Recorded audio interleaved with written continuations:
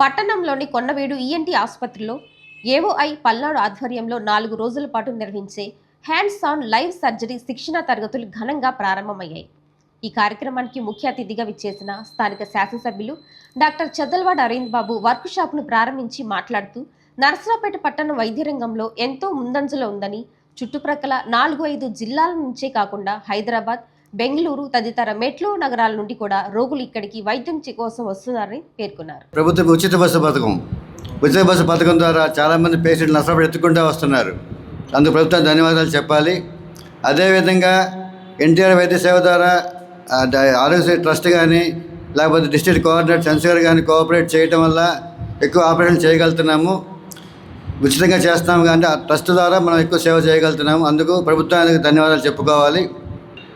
Training అయినా కూడా ఇంత అడ్వాన్స్డ్ సర్జరీస్ని ట్రైనింగ్ ఇన్ జనరల్గా ఇవ్వరు. బేసిక్ ఈఎన్టీ సర్జరీస్ మట్టుకే ట్రైనింగ్ ఇస్తారు ఎవరైనా. ఆయన పట్టుబట్టి ఈఎన్టీలో most advanced bleeding less US technology, coblation టెక్నాలజీతో ఆ టెక్నాలజీ హ్యాండ్స్ ఆన్ ఇచ్చి ట్రైనింగ్ నేర్పిస్తున్నారు. 1-2 కాదు, దాదాపు ఈ ఒక్కరోజే 15 సర్జరీలు పెట్టారు ఆయన. అండ్ రెండోది, ఈ coblation technology surgeries hands on patients మీద లైవ్గా నేర్పించేది నేను విన్నది ఆంధ్రప్రదేశ్లో జగన్మోహన్ రెడ్డి గారి దగ్గరే. నేను ఎక్కడా వినలేదు, చూడలేదు. ఎంత బ్రహ్మాండంగా నేర్పిస్తారంటే ఆయన జనాలకి నేర్పించడం, వచ్చే సర్జన్ని హ్యాపీగా చేసి కంప్లీట్గా నేర్పించి కాన్ఫిడెన్స్ వచ్చే విధంగా చేస్తున్నారు. చూసారా, అంత గ్రేట్ పర్సన్, అంత గ్రేట్ సర్జన్ని నేను నిజంగా చూడలేదు. అండ్ సెకండ్ థింగ్, ఇప్పుడు ఆయన పట్టుబట్టి కంపెనీ వాళ్ళని అడిగి నావిగేషన్ టెక్నాలజీతో సైనస్ సర్జరీలు వచ్చే యంగ్స్టర్స్కి నేర్పిస్తున్నారు. మా ఎంటైర్ ట్రైనింగ్ ప్రోగ్రామ్స్లో నావిగేషన్ సర్జరీస్ నేర్పించడం అనేది చాలా గ్రేట్. నర్సరావుపేట అంటే ఇక్కడికి దాదాపు 4-5 జిల్లాల నుంచి వస్తూ ఉంటారు.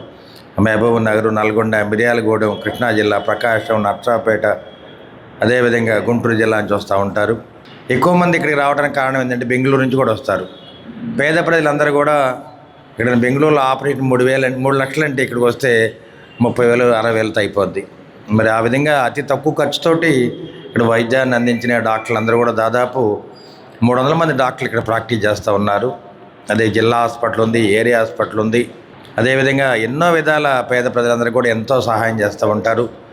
ఇది ఒక మేజర్ ఇండస్ట్రీ లాగా ఉంది ఇక్కడ. నిజంగా చెప్పాలంటే ఇన్ని హాస్పిటల్స్లో దాదాపు ప్రతి హాస్పిటల్లో 100 మంది కాంపౌండర్లు కానీ, నర్సులు కానీ, స్టాఫ్ పనిచేస్తూ ఉంటారు. అంటే దాదాపు 20,000 మంది ఇక్కడ ఆధారపడి పనిచేస్తూ ఉంటారు. అందరికీ ఎంప్లాయ్మెంట్ చూపిస్తున్నాం మనం. అందుకని మేము ఎప్పుడు అడుగుతుంటాం మా ప్రైవేట్ హాస్పిటల్స్కి కరెంట్ ఛార్జెస్లో సబ్సిడీ ఇవ్వమని అడుగుతూ ఉన్నాం ఎన్నోసార్లు. ఇది గవర్నమెంట్ కూడా మేము అప్లికేషన్ కూడా ఇవ్వడం జరిగిందనమాట. ఎందుకంటే ఇంత సర్వీస్ చేస్తున్నాం మనం.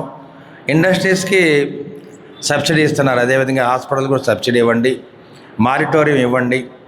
అదేవిధంగా ఇక్కడున్న ఎంప్లాయీస్ అందరూ కూడా ఆరోగ్యశ్రీ కార్డులు కానీ, రేషన్ కార్డులు వీళ్ళందరికీ కూడా ఇవ్వాలని అవుట్ సోర్సింగ్ ఎంప్లాయీస్ ఉన్నారు. వీళ్ళందరికీ కూడా ఇవ్వమని అసెంబ్లీలో కూడా క్వశ్చన్ అవర్లో అడగటం జరిగింది.